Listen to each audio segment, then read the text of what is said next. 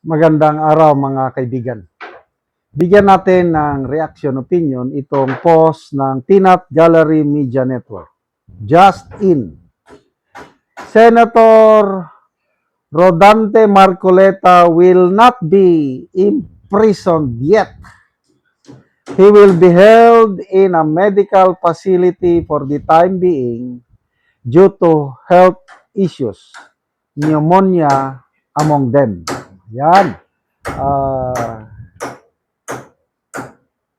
Sa ngayon, nasa PNP General Hospital pa si Senator Rodante Marcoleta. Isa sa mga major findings yung pneumonia, infection of the lungs. Ano pa? Alta presyon, mataas ang kolesterol, yung paglaki ng puso ba yun? I'm not sure yung mga term.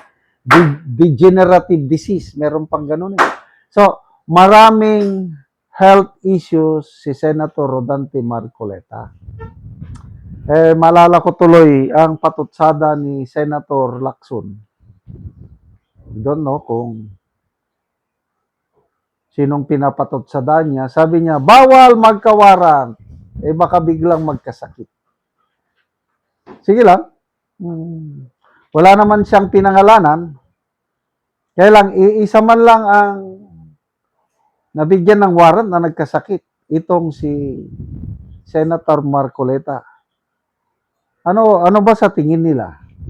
Pinipiki ni nagmamanufacture si Senator Marcoleta ng sakit? I don't think so. Kasi normal procedure yan sa booking procedure sa PNP.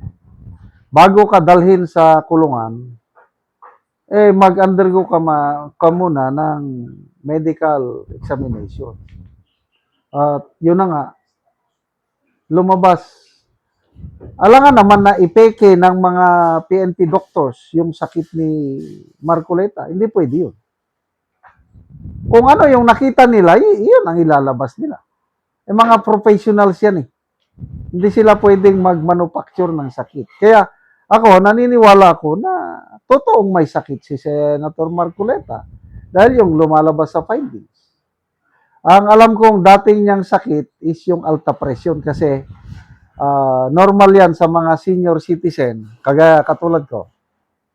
66-year-old, may hypertension ako.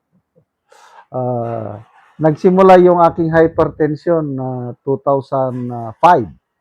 Lieutenant Colonel pa lang ang rango ko noon, may hypertension ako. So habang nag-iedad ang tao, ganyan talaga yan. Sakit ng mga may edad, hypertension. Yun yung talagang sakit niya. So ito ngayon, na lumabas sa resulta ng kanyang medical test, mataas ang kolesterol. Ako, mataas din ang kolesterol ko. Ano pa? Sa akin lang muna, arthritis. Pabalik-balik ang aking arthritis. But, so far, I live my life to the full eh. Walang bawal na pagkain sa akin. Kinakain ko lahat. Moderation lang. Lechon, basta. Masasarap. Kumakain ako. Yung laman loob. Bawal sa arthritis, kumakain pa rin ako. Pinapaitan, kumakain. That is living life to the fullest. Moderation nga lang. Balik tayo kay Senator Marcoleta. Huwag namang sabihin na bawal magkawaran, baka biglang magkasakit. Sige lang. Panahon nila ngayon, darating ang panahon, sila rin ang magano. Kung ano kasi ang iyong itinanim, anihin mo rin yan. Hindi lang nila matanggap na nandyan si Senator Marcoleta na makulit. Ayaw niyang itigil ang flood control investigation. Si Lacson, wala na. Tama na daw. Ayaw niya na. Lalo na itong si bagong chairman ng BRC, Senator Erwin Tulfo, mag-move on na daw tayo. So ngayon, na naikulong nila si Senator Marcoleta, lalo nang wala na. Huwag na tayong umasa na mabubuksan ulit ang Blue Ribbon Committee hearing sa flood control. So, again, to me, kahit may sakit siya, at least, nandyan siya sa hospital para magamot. I don't know kung kailan gagaling yung kanyang sakit. Kasi pneumonia, mahirap na sakit yan. It takes time bago kasi infection of the lungs. Karamihang sakit yan ng mga may edad. So, ipagdasal po natin ang ating butihing Senator Rodante Marcoleta. Believe lang ako sa kanya, yung kanyang pananampalatay sa Diyos. Nakaka-encourage yung kanyang mensahe. Sabi niya, huwag kayong mag-alala, nasa mabuti akong kalagayan. Ang Panginoong Diyos ay laging nagbabantay sa atin. Correct. Sabi ng Diyos, I will never leave you nor forsake you.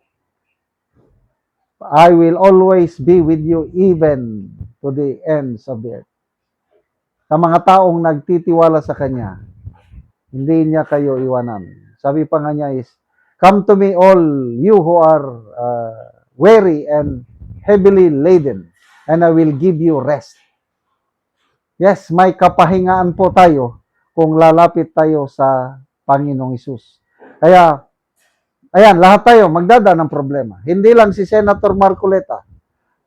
Baka kayo din, may mabigat kayong dinadala. Ang paanyaya ng Panginoon is, come to me, and I will give you rest. My yoke is easy, for I am, sabi niya, lowly and gentle in heart. So, kapit lang, laban lang, Senator Marcoleta, nasa iyo ang buong sambayanan, buong Iglesia ni Cristo, and even sa mga kapwa nating Pilipino na hindi member ng Iglesia ni Cristo, marami ang nagdarasal, sumusuporta para sa iyo. Salamat mga kaibigan sa inyong pagsubaybay sa channel na ito. Nakakatulong tayo ng malaki sa tribong Talambing ng Bukidnon dahil ang sweldo natin sa channel na ito is pantulong sa tribo. Namimigay tayo ng libreng yero at pako para makapagpatayo sila ng mas maayos na tirahan. Panoorin niyo ang video na ito. Karon mo na niyang balay ni ante nga pag-atupan karon sa tagaan na mo og yero. So mo na ni ang iyang ipatindog nga bagong balay. Og mo na ni ang yero nga among gihatag nga natabang sa kang ante nga iyang makaatop karon.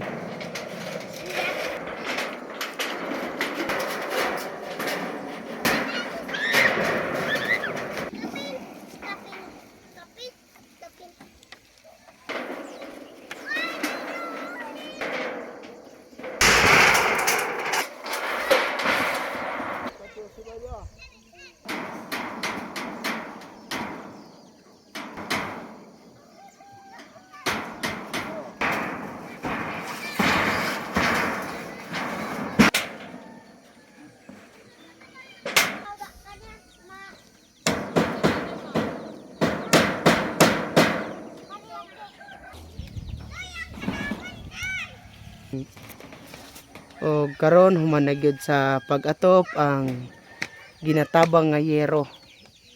So makita gyud nato nga nakaatop na gyud si Auntie ang bagong balay.